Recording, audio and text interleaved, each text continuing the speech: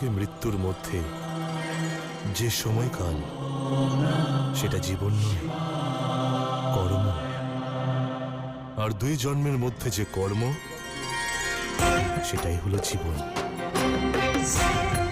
জীবন ভালো হবে নাকি খারাপ, এটা কর্ম নির্ধারণ করে।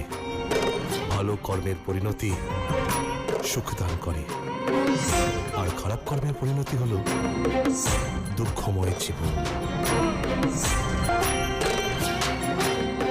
তুমি হলে তোমার জীবনের একমাত্র শিল্পী, তাই কাউকে কখনো তোমার জীবনের জন্য দায়ী করো না।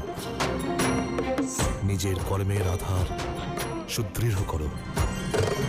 জীবনের অর্থ আর পথ উভয়ই জানতে পারবে।